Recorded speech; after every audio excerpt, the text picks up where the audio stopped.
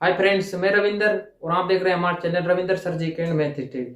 अगर आपको इस प्रकार की और वीडियो चाहिए तो सबसे पहले आप हमारे चैनल को सब्सक्राइब करें और साथ ही बेल आइकन बटन को जरूर दबाएं ताकि हमारी आने वाली नई वीडियो सबसे पहले आप तक पहुंच सके। तो शुरू करते हैं क्लास। तो टॉपिक का नाम है घन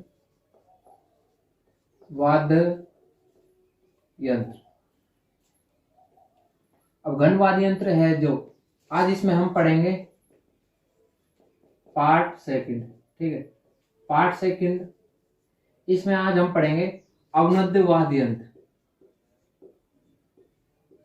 अवनद्य वाद्य यंत्र और दूसरा पढ़ेंगे हम कौन सा, घन वाद्य यंत्र। घन वाद्य यंत्र, ठीक है। तो इसके बारे में आपको जानकारी दे देता हूं।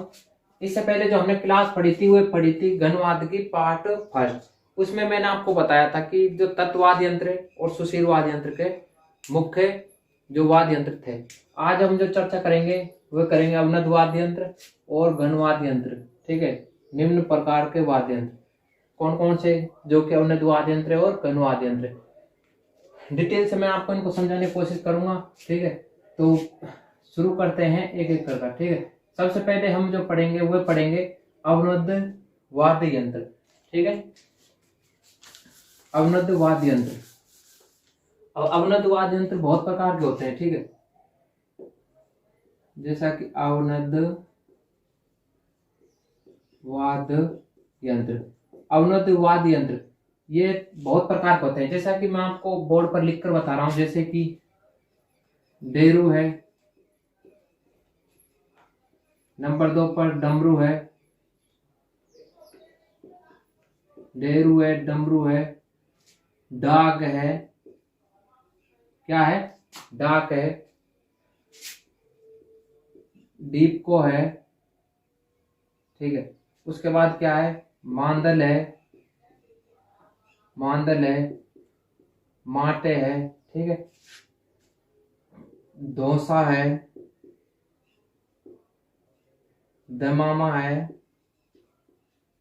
दोसा है, दमामा है। ठीक है, और भी प्रकार के हैं जैसे कि चंग है, चंग है, उसके बाद डमरू, क्या हो गया, डमरू ये हो गया। इसके बाद और है जैसा कि ढोलक है,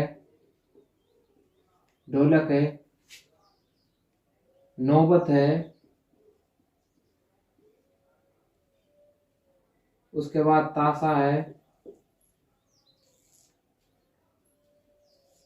उसके बाद मृदंग है, क्या है, मृदंग, उसके बाद है मृदंग। तो ये जो है अवनद्य वाद्य यंत्र का ही सारे प्रकार है। ठीक है, अवनद्य वाद्य यंत्र के ही प्रकार है। डेरू है, डमरू है, डाक है, दीपको है, मांदले, माटे है, धोसा है, दमामा है, चंग है, ढोलक है, नौबत है, ताशा है, मृदंग है। ठीक है, तो इसी प्रकार से हम एक एक कर इनको अच्छे से पढ़ेंगे। ठीक है, ये जो मैंने बोर्ड पर लिखकर बताया है ये सारे सारे कौन से वाद्य यंत्र है, तो ये अवनद्य वाद्य यंत्र के ही उदाहरण है। ठीक है, तो हम इनको अब डिटेल से पढ़ेंगे। ठीक है, अगर डेरू की बात करें, ये डमरू से बना होता है। किससे बना होता है, ये डमरू, डेरू की बात करें तो ये डमरू से बना होता है, डमरू से बना होता है। ठीक है, किससे बना होता है, डमरू से बना होता है।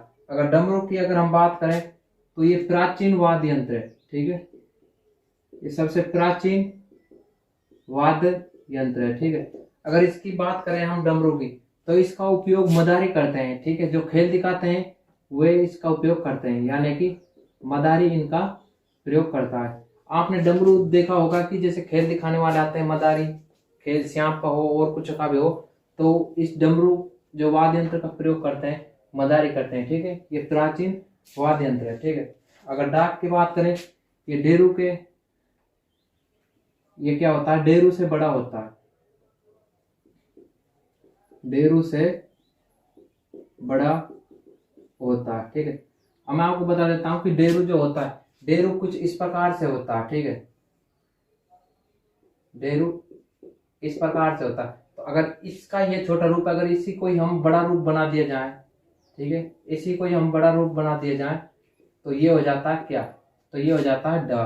अगर हम दीपकों की अगर हम बात करते हैं, क्या दीपको, तो ये चंग जैसा होता है, ठीक है, कैसा होता है, चंग जैसा होता है, ठीक है, कैसा होता है, चंग जैसा। अब हमें पता है कि चंग होता कैसा है, चंग होता है एक रोटी के आकार का, थाली के या परात का आकार का जो होता है उसे ही चंग कहते हैं, ठीक है। तो चंग जैसा होता है, दीप को होता है। अगर बात करते हैं हम मांदल की, तो ये मिट्टी से बना होता है, ये किससे बना होता है, मिट्टी से बना होता है, ठीक है। तो ये किसका वाद्य यंत्र है, तो ये शिव और पार्वती का वाद्य यंत्र है, ठीक है, शिव व पार्वती का, ठीक है। शिव और पार्वती का वाद्य यंत्र कौन सा है, तो वह है मांदल। अगर माटे की हम बात करते हैं, मिट्टी का एक, ये भी एक मिट्टी का बना होता है, ठीक है, माटे जो होता है ये भी मिट्टी का ही बना होता है, ठीक है। अगर मिट्टी का बना होता है, इस पर चमड़ा मंडा होता है, क्या मंडा होता है, चमड़ा, दोनों साइड चमड़ा मंडा होता है, चमड़ा लगा होता है, वो भी माटे कहलाता है। तो ये भी इसका एक उदाहरण बनता है कि मिट्टी के बने पात्र पर जो चमड़ा मंडा होता है, चमड़ा लगा जाता है, वो भी अवनद वाद्य यंत्र के अंतर्गत आते हैं, ठीक है। अगर बात करें हम धौंसा की, तो ये जो धौंसा वाद्य यंत्र है, ये आम की लकड़ी, व फ्रांस की लकड़ी से बने होते हैं, ठीक है, धौंसा रखता। उसके बाद हम बात करें दमामा, ये जो होता है दमामा, ये सबसे बड़ा वाद्य यंत्र है, ठीक है, सबसे बड़ा वाद्य यंत्र है। ये क्या है, सबसे बड़ा वाद्य यंत्र है, ठीक है। तो इसी प्रकार से ये जो मैंने बताए सारे अवनद वाद्य यंत्र के अंतर्गत आते हैं। जैसा कि मैं आपको बता रहा हूँ चंग, अब हमने पढ़ा कि चंग से, यानी कि चंग जैसा होता है कौन सा, दीप को, तो हमें पता होना चंग कैसा होता है। तो चंग होता है ये रोटी के परात या थाली का आकार का जो होता है, ठीक है, ये चंग होता है, ठीक है। उसके बाद हम बात करें ढोलक की, क्या है ढोलक, तो ढोलक क्या है, ये एक लकड़ी का खोखला बना होता है, ठीक है, किसका बना होता है, लकड़ी का एक खोखला भाग या खोखला बनाया जाता है, जिसके दोनों साइड क्या होता है, उसके दोनों साइड चमड़े का एक मंडा रूप होता है, ठीक है, चमड़े से बना होता है, तो उसी को हम ढोलक कहते हैं, ठीक है। मतलब इसमें चमड़ा मंडा होता है, मंडा मतलब उस पे लगा होता है दोनों। अगर हम बात करते हैं नौबत की, इसका जो उपयोग किया जाता है नौबत, इसका उपयोग मंदिरों में किया जाता है, ठीक है, कहाँ पर किया जाता है, मंदिरों में, इसका उपयोग मंदिरों में किया जाता है। अगर ताशा की हम बात करते हैं, ताशा भी एक परातनुमा होता है, ठीक है, ये भी एक कैसा होता है, परातनुमा होता है, परातनुमा, प्लेटनुमा, ठीक है, ये थालीनुमा भी होता है, ठीक है। अगर बात करते हैं मृदंग की, मृदंग जो होता है ये भी ढोलक के आकार का होता है, ठीक है, कैसा होता है, ढोलक के आकार का होता है मृदंग। तो इसी प्रकार से जैसे मैंने आपको बताया कि जैसे अवनद वाद्य यंत्र के ये सारे उदाहरण, ठीक है, तो ये किस किस के उपयोग में आते हैं और कौन सा वाद्य यंत्र किस वाद्य यंत्र के अंतर्गत आते हैं, तो क्वेश्चन ऐसे पूछे जाते हैं। तो ये तो हो गए अवनद वाद्य यंत्र कंप्लीट। अब इसके बाद जो नेक्स्ट है वह हम पढ़ेंगे घन वाद्य यंत्र। घन वाद्य यंत्र वो होते हैं जो, पहले आप इनको लिखो फिर मैं आपको बताऊंगा, आप इनको जल्दी से नोट कर लो। आज पार्ट 2 में हम दो ही पढ़ेंगे, ठीक है, अवनद वाद्य यंत्र और घन वाद्य यंत्र, चमड़े से निर्मित और धातु से निर्मित वाद्य यंत्र, ठीक है, चमड़े से निर्मित और धातु से निर्मित वाद्य यंत्र।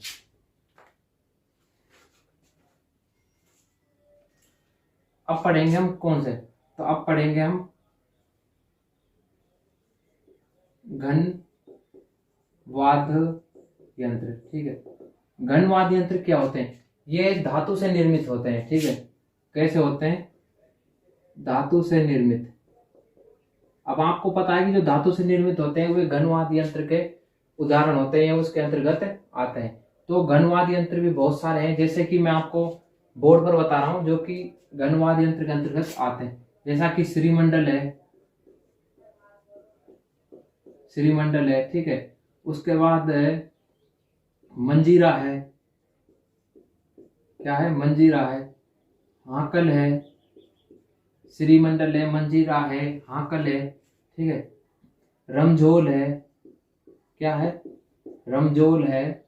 उसके बाद थाली भी जो है ये भी घनवाद यंत्र के अंतर्गत ही आती है, ठीक है। सांस से सांकल है, ठीक है। रमझोल होगी, थाली होगी, सांकल होगी।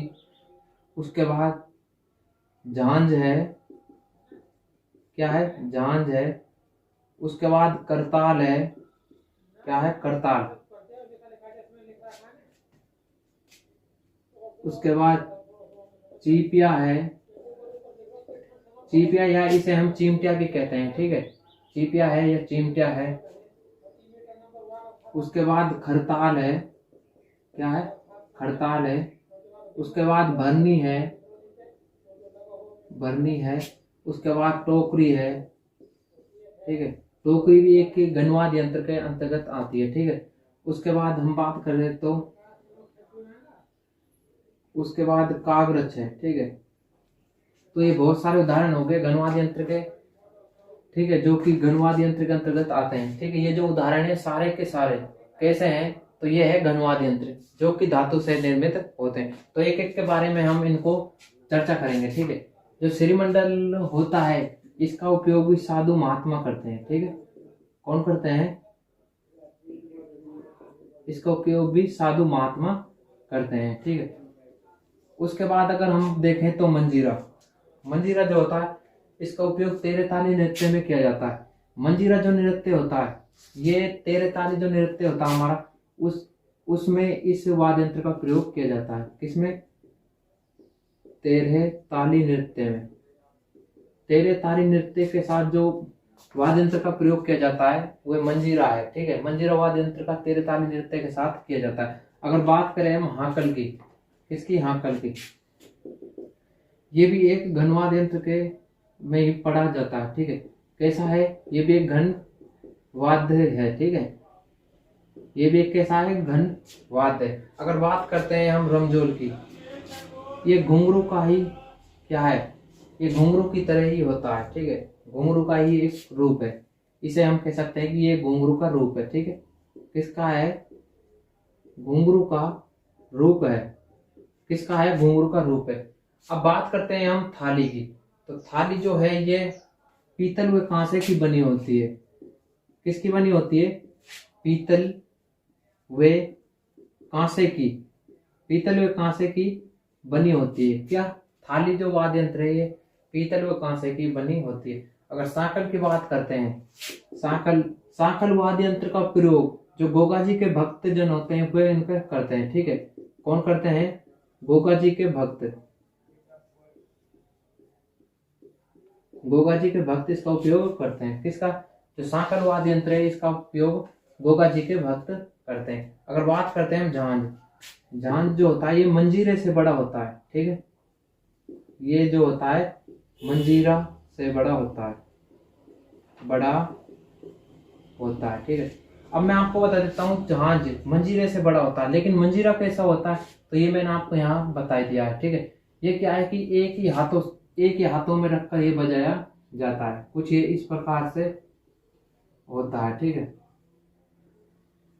इसके बीच में ये गोल गोल ये नगी होती है, ठीक है। ये दोनों हाथों में रखकर ये जो है मंजीरा बजाया जाता है। तो मंजीरा से ये बड़ा होता है, ये छोटा रूप है। अगर इसको ही बड़ा रूप दे दिया जाए तो ये क्या कहलाता है? मंजीरा कहलाता है। अगर बात करें हम करताल की, अगर बात करें तो ये खड़ताल का भाग है, खड़ताल का रूप है, ठीक है। खड़ताल का रूप है। अगर बात करते हैं हम चीपिया की, चीपिया या चिमटिया भी हम इसे कहते हैं। चिंपिया या चिमटिया भी इसे हम कहते हैं, क्या, चिमटिया। ठीक है, चिमटिया भी हम इसे कहते हैं। इसका उपयोग भी साधु महात्मा ही करते हैं। ठीक है, साधु महात्मा इसका उपयोग करते हैं। अगर बात करते हैं हम खड़ताल, खड़ताल क्या होता है? ये नारद का एक वाद्य यंत्र है। किसका है? नारद का, नारद का वाद्य यंत्र है। ठीक है, खड़ताल की अगर हम बात करते हैं तो ये नारद का ही वाद्य यंत्र है। ठीक है, अगर हम बात करते हैं भरनी की, भरनी भी एक कैसा वाद्य यंत्र है? तो ये घन वाद्य यंत्र है भरनी। ठीक है, तो ये भरनी क्या होता है मैं आपको पहले बता देता हूँ। भरनी जो होता है ये मटके का जो मुंह होता है उसके ऊपर लगाया जाता है, क्या, एक धातु की वो लगाई जाती है प्लेट, जिससे दो डंडों से बजाया जाता है। ठीक है, इसको डंडे से बजाया जाता है, मतलब मटके के मुंह पर बनता है। ठीक है, मटके के मुंह पर बनता है भरनी। अगर बात करते हैं हम टोकरी की, तो ये हाथ में लेकर बजाया जाता है। ठीक है, किसमें बजाया जाता है? हाथ में लेकर बजाया जाता है। किसको? टोकरी को। उसके बाद जो है कागरच, कागरच ये अब लास्ट इसका उदाहरण है किसका? घन वाद्य यंत्र। तो इसकी अगर आकृति की हम बात करते हैं तो आकृति होती है इसकी वृक्ष के समान, वृक्ष के समान इसकी आकृति होती है। तो इसी प्रकार जो घन वाद्य यंत्र है मैंने आपको डिटेल से बताया। ठीक है, ये सारे जो बोर्ड पर आप देख रहे हो ये सारे घन वाद्य यंत्र के ही उदाहरण है। ठीक है, तो क्वेश्चन पेपरों में इसी प्रकार से आते हैं कि कौन सा वाद्य यंत्र किस वाद्य यंत्र का प्रकार है, तो आपको इनमें से जवाब देना पड़ता है। अब जो सेकंड क्लास है वो आज खत्म हो गई है। ठीक है, और फर्स्ट क्लास इससे पहले मैंने करा दिए। तो मैंने चारों कौन कौन से वाद्य यंत्र, एक तो है तत्व वाद्य यंत्र। ठीक है, और दूसरे जो मैंने पढ़ाया था वो पढ़ाया था मैंने सुशिर वाद्य यंत्र। ठीक है, और जो नंबर 3 पर मैंने पढ़ाया था वो पढ़ाया था मैंने अवनद वाद्य यंत्र। और चौथे नंबर का जो मैंने अभी पढ़ाया है वो पढ़ाया मैंने घन वाद्य यंत्र। ठीक है, तो इसी प्रकार से मैंने चारों वाद्य यंत्र आपको मैंने डिटेल से बताया। ठीक है, तो ये अगर आपको ये अच्छे से समझ नहीं आए तो सबसे पहले आपको पहले वाली वीडियो देखनी है जिसमें मैंने 2 वाद्य यंत्र के बारे में बताया। तो इसकी जो इससे पहले वाली वीडियो की लिंक मैं डिस्क्रिप्शन में डाल दूंगा। ठीक है, तो वहां से भी आप देख सकते हैं। तो आपको ये अच्छे से देखना है।